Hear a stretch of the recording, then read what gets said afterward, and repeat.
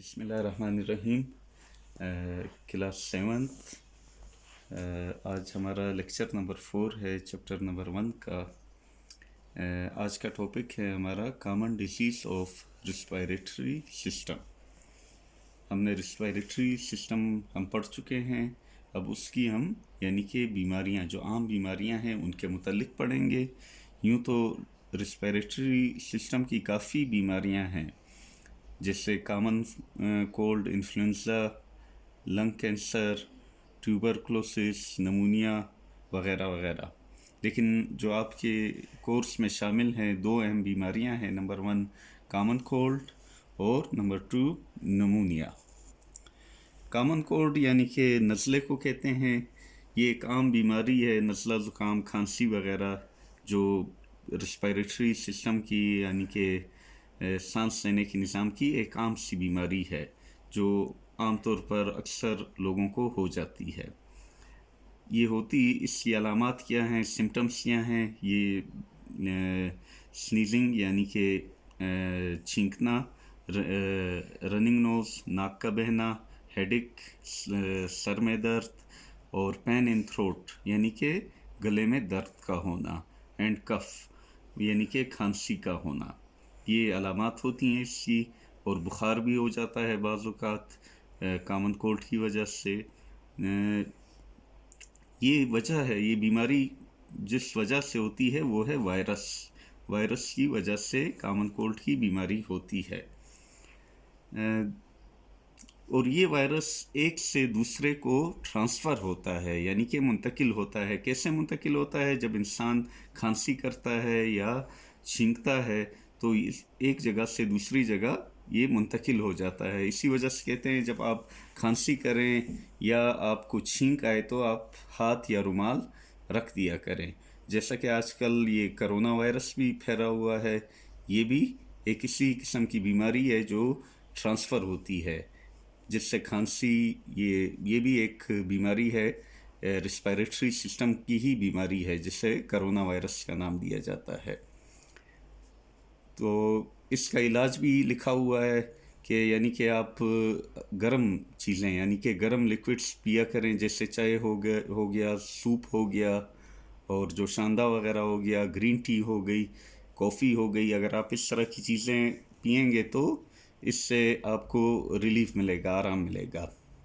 اور اگر پیشنٹ اس میں مبتلا ہوتا ہے تو اسے مکمل طور پر آرام کرنا چاہیے، اور تو تب ہی وہ گیٹ ریڈ یعنی نجات حاصل کر سکتا ہے اس بیماری سے۔ نمبر 2 پہ آتا ہے نمونیا۔ نمونیا بھی ایک بیماری ہے ریسپائریٹری سسٹم کی، جس سے ایفیکٹ ہوتا ہے لنگس پہ، یعنی کہ پھیپھڑے متاثر ہوتے ہیں، یعنی کہ ایک انفیکشن ہے، اس سے پھیپھڑے متاثر ہو جاتے ہیں۔ ایلولائی میں جو فل ہوتا ہے، ایلولائی میں ہمیشہ کیا فل ہوتی ہے؟ ہوا بھری جاتی ہے۔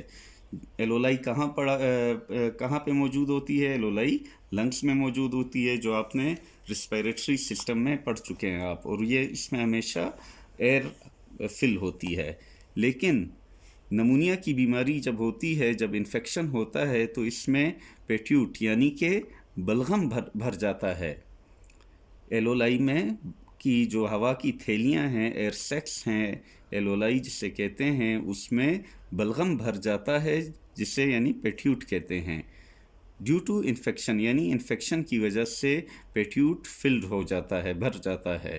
جب ایلولائی میں بلغم بھر جائے تو آپ خود سمجھتے ہیں کہ جب ان ہوا کی تھیلیوں میں بلغم بھر جائے تو جب ہم سانس کھینچتے ہیں تو اس میں یعنی کہ ایک چیز پہلے سے بھری ہوئی ہے، تو اس میں ہوا کی گنجائش بہت کم ہوتی ہے، اور جب انسان پھر ہوا جب کم ہوگی اس میں، جب انسان سانس کھینچے گا تو ظاہر سی بات ہے اتنی ہی کم مقدار میں ایئر ایلولائی کے اندر ہوگی، تو اس سے ڈیفیکلٹی ہوگی، اس سے سانس لینے میں مشکل پیش آتی ہوگی۔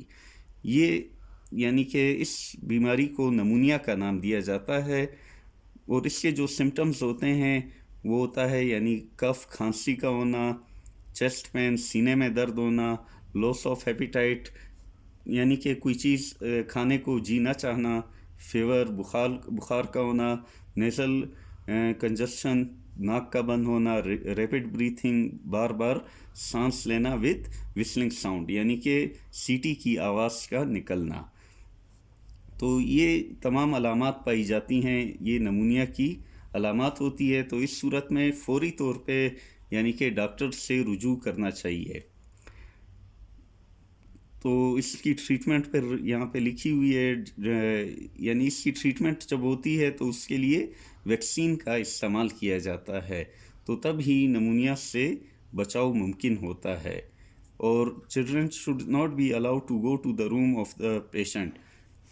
بچوں کو بالکل نمونیا کے مریض والے کمرے میں نہ جانے دیا جائے، کیونکہ بچوں میں قوت مدافعت بہت کم ہوتی ہے، ان کی موت واقع ہو جاتی ہے، کیونکہ یہ بھی ایک جراثیم ہے جو ایک سے دوسرے کو لگ سکتا ہے.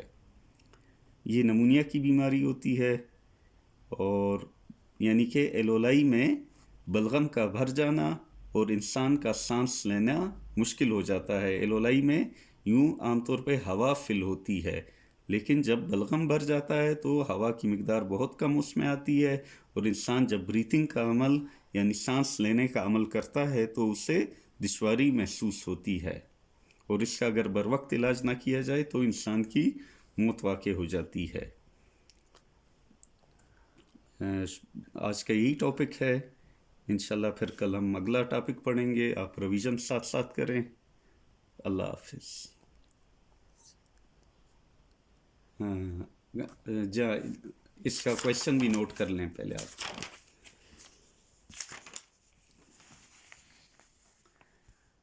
پیج نمبر 16 پر ہے 1.10 explain the disease of respiratory system. یہ سوال ہے 1.10 کا، اور اس کا جواب یہی کراتا ہے، یعنی کہ آپ یہاں سے کامن کولڈ مکمل طور پہ لکھ دیں، اور اس کے بعد سیکنڈ پہ نمونیا کی ہیڈنگ دے دیں، اور اسے بھی مکمل طور پہ لکھ دیں تھرو آؤٹ دا ورلڈ. یعنی کہ یہاں سے شروع کر دیں، common cold is a common disease, یہاں سے شروع کر کے یہاں تک ختم کر لیں، pneumonia through out the world. اور یہاں پر پیج نمبر 11 پر ہے، یعنی کہ ادھر لکھ دیتے ہیں پیج نمبر، اس کا آنسر ہے پیج نمبر 11 پر ہی کمپلیٹ آنسر ہے 1.10 کا. پھر انشاءاللہ ہم اس کا پھر کل کے اس میں لیکچر میں ہم شارٹ آنسر پڑھیں گے اس کے مکمل طور پہ. شکریہ. اللہ حافظ.